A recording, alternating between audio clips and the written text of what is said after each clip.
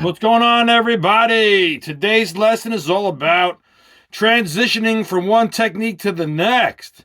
I've been getting a lot of that lately. A lot of people asking how to move from one section of music to the next, from one technique to the next. How do I get from playing this to playing that?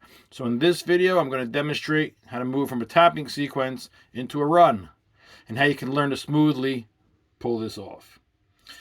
So you have to be halfway decent at tapping. If that's something you're still working on, then just follow I have a few videos on it. I'll give you a quick demonstration right here, a summary of what's in my videos, just a quick version.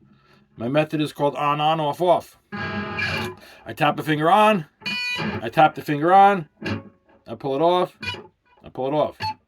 On, off, off. On, off, off.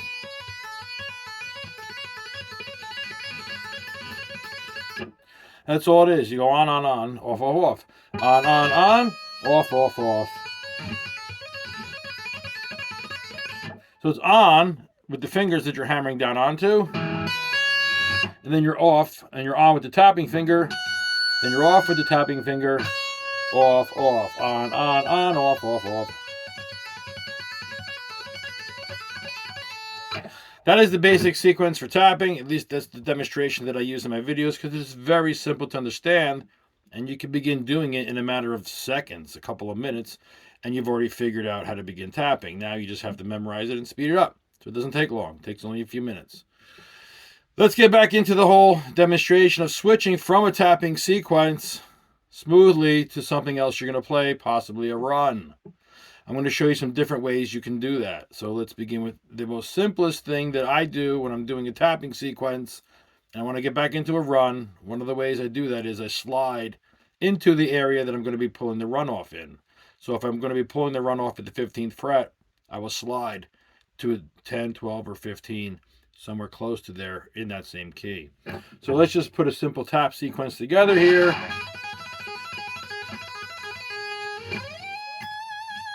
First thing I do is my second and third fingers, I slide into my B note.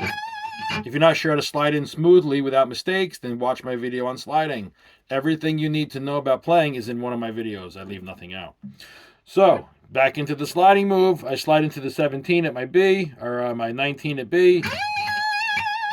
And I slide in there from the B sequence, and I'm flat tapping because I'm tapping B and D on 7 and 10.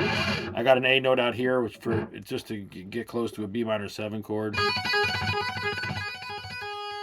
And then what I do is I get ready for the slide, which if you don't know that, again, it's in the slide video how I set that up. So I set up the slide and I bring the slide into the B.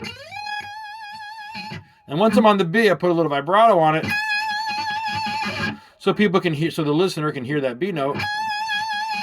And then I transition into the picked set of notes I'm going to pick. So if I'm going to pick the 15th fret, I will then back out and line my finger up on that 15 and continue on with that lick. So the transition that you're going to need to do is be going from your sliding note, your tapping notes rather, to figuring out which one of these notes you're going to use to slide up to this B note. So if you're going to follow this example that I'm showing you, you're going to be sliding to the 19 with the B. Now, you know, if you're going to slide to the B, you may be putting some vibrato on it. So back in my other video, which explains the vibrato setup, you'll know you need second and third for that.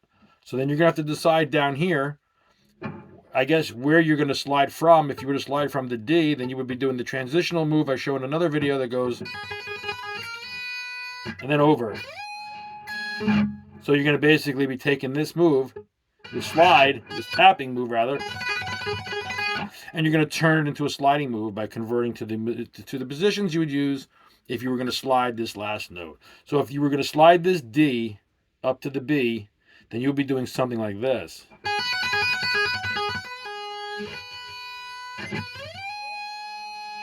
And then adding a little vibrato to this B note with second and third finger.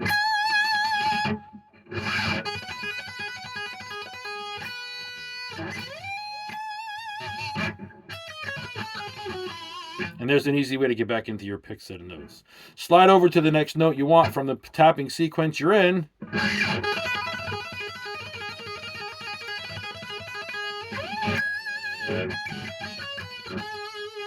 And then pick out, once you're in the area where you're going to begin your picking, you then transition the fingers to the pick set of the fingers you're going to use for the picking notes instead of the vibratoing of the notes. And you might start with the pinky and recite back whatever you're going to play. So I would be over here learning to get from this to that.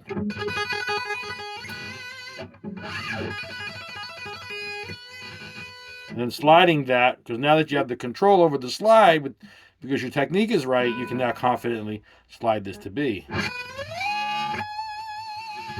Then add a little vibrato before you roll into your move, whatever you're going to do. Because if you don't vibrato it, you're going to kind of have some dead space there between this note and the set of notes you're going to actually pick out, the ones you're looking at, the run you're going to play. So you'd have an empty gap here, there. So you're going to be. It's a smoother transition when you have coming off a vibrato note versus coming off a non-vibrato note. It's much smoother to be vibratoing that note. So if you don't understand how to vibrato smoothly, find the video that I have that explains very quickly how to put together a very smooth set of vibrato notes. And that is one of the ways that you can begin getting out of a tap sequence and smoothly into the next set of notes that you want to play. Another thing you could do after your tap notes, really what you're trying to do is just buy yourself a little time to get on to the next sequence of notes or the next thing you're playing smoothly without missing any of the beats. So another thing you could do is you could add in a dive bomb move if you wanted to use the dive bomb. If you have a whammy bar, or you have a tremolo arm, or you got a Floyd Rose, or you got an Ibanez Edge, whatever you got. You want to pop in a little. It buys you time before you go and do your thing. So you could be playing a tapped out note.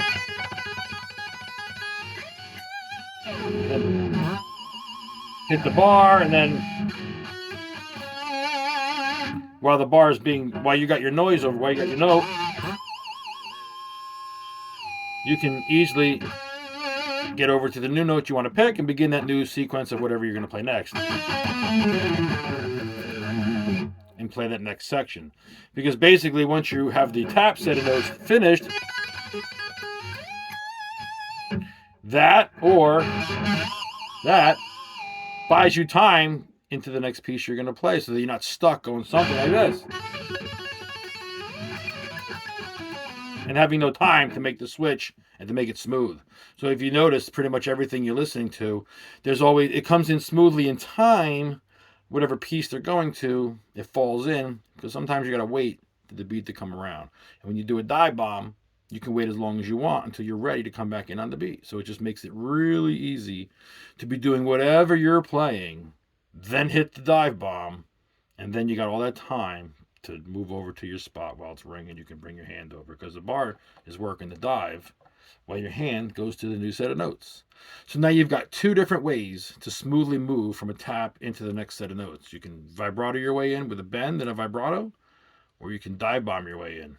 And then after you're able to do one of those two, I'm sure you can figure out some other ways. You just need to figure out how to smoothly get from note to note. This is a simple way to learn how to tap and then get into some notes, because a lot of times when you're a new guitar player, you figure out how to do the technique, but you don't know how to throw it into the middle of your playing because you got to stop to do the technique. And that really doesn't work when you're trying to play a song. You can't stop the song just to learn to play the technique. So these are some easy ways to begin playing the technique, such as the tapping sequence, and then quickly moving right into something else so you're not stopping what you were doing before, because everything has to flow smooth. And when you're new to the guitar and you're new to the techniques, that is a challenge for everyone. Yes, you can play all these techniques. Hey, I know how to tap. I know how to do this. I can do that. But I can't slip it right in and be perfect with it, transitioning into the rest of my song. I'm still working on that. This is what that's going to help you with. So guys, I hope this helps you figure out how to use some of these techniques you're learning so that you're not just using them as empty exercises. Now you got a couple of things you can work on to get them into your music so they sound natural and smooth and like you've been doing them a long time. And I hope this is helping you out. If there's any comments you have, leave them below. Check the description box below if you want one-on-one video lessons. My rates are very reasonable. Guys, I'll see you in the next video. Thanks for watching.